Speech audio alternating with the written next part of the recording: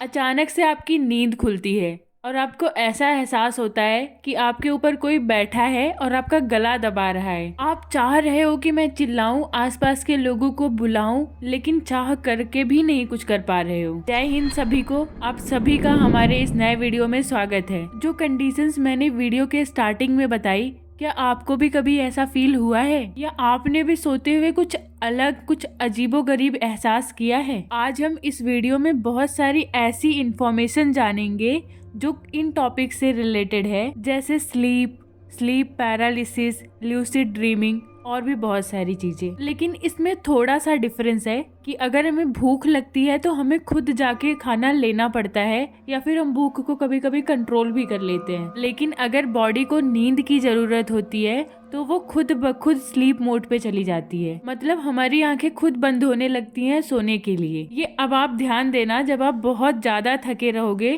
तो आपको ऑटोमेटिकली नींद आने लगती है। उस टाइम चाहे आप सोना चाहते हो या नहीं चाहते हो, चाहे कोई भी कंडीशन हो, तो डायरेक्टली हम अब ये कह सकते हैं कि हमारी ह्यूमन बॉडी स्लीप ड्रिवन भी है। जितनी उसे खाना की और बाकी चीजों की जरूरत है, उतनी ही नींद की भी जरूरत है। और साइंटिस्ट ने ये भी प्रूव किया है कि अगर हम जितनी प्रॉपर स्लीप लेते हैं उतना हमारा कंसंट्रेशन लेवल भी बढ़ता है, और जितनी कम स्लीप लेते हैं उतना परेशान रहते हैं, कंसंट्रेट नहीं कर पाते हैं और कुछ नया सीख भी नहीं पाते। अब बात करते हैं स्लीपिंग की।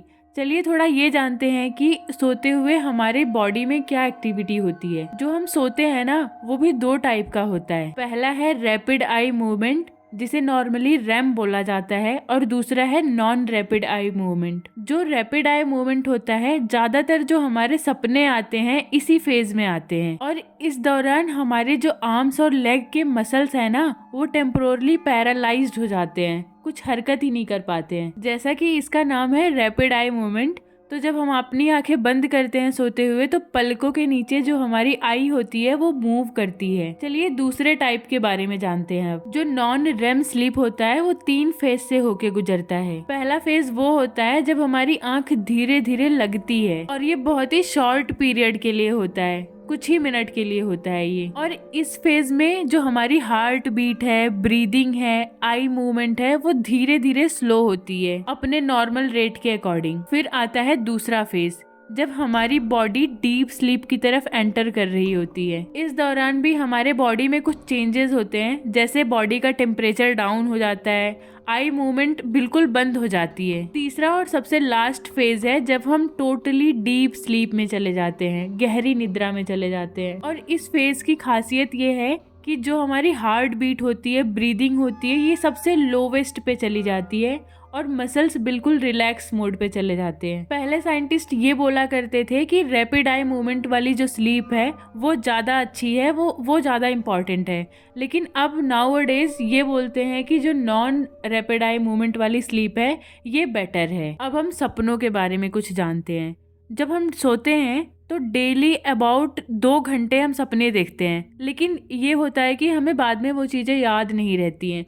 उठ के हम सब कुछ भूल जाते हैं। बहुत ही रेयर सपने ऐसे होते हैं जो सुबह उठ करके हम उसको याद करके दूसरों को सुनाते हैं। और खास करके जो लोग ज्यादा स्ट्रेस लेते हैं, ज्यादा एंग्जाइटी रहती है उनके अंदर, उन्हें डरावने सपने आते हैं। और एक खास बात बताऊं, जब हम सपने देखते हैं ना, तो उस टाइम हमें सब कुछ कलरफुल दिखता है, लेकिन जब हम उसे सुबह उठ करके याद करते हैं तो सब कुछ ब्लैक एंड व्हाइट याद आता है। अगर आप सुबह उठना और आपको अब की बार कोई सपना दिखे तो जरूर ये नोटिस करना कि आपके साथ भी ऐसा हो रहा है कि इसमें भी कुछ दिक्कत आ रही है। हमने वीडियो के स्टार्टिंग में बात किया था स्लीपिंग पैरालिसिस के बारे में। इसका नाम ही डायरेक्टली बता देता है कि जो पैरालिसिस सोते हुए होता है।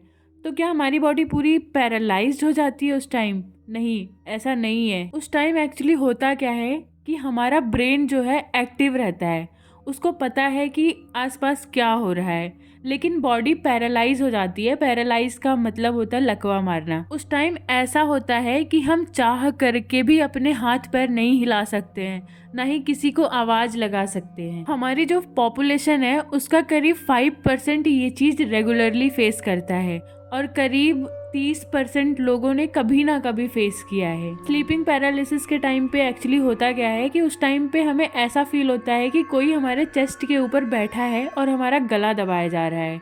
पसीने भी आते हैं इवन कई टाइम। कुछ आवाजें आ रही हैं, विसल की आवाज आ रही है, विस्परिंग साउंड आ रहा है, उस टाइम बहुत डर भी लगता है और सफोकेटिंग जैसा होने लगता है। लेकिन ये चीजें ना ज्यादा टाइम तक नहीं रुकती हैं, कुछ ही सेकंड्स के लिए होती है। लेकिन जो लोग फेस करते होंगे ये कंडीशन, वो कितने डर जाते होंगे। अगर इनमें से कोई भी एक्टिविटी आपके साथ हुई हो, डरावने सपने आते हो, आपने ल्यूसिड ड्रीम देखा हो या फिर कभी कभी स्लीप पैरालिसिस हुआ हो, तो कमेंट में जरूर अपने एक्सपीरियंस को शेयर करना। इवन अगर मैं अपना पर्सनल एक्सपीरियंस बताऊं तो मुझे भी बहुत टाइम ऐसे सपने आए हैं जिसमें मुझे भूतों ने घेर रखा था और मैं उस टाइम बहुत डर जाती हूँ। मैं चाहती हूँ कि इस चीज से, इस कंडीशन से मैं निकल जाऊं। जब मैं उसमें बहुत ही ज्यादा डर जाती हूँ तो बाद में मुझे रियलाइज होता है कि ये सपना है, लेकिन उस टाइम पे भी मैं चाह करके भी उस सपने से नहीं निकल पाती और चाह करके भी अपने आसपास के लोगों को नहीं बुला पाती हूँ।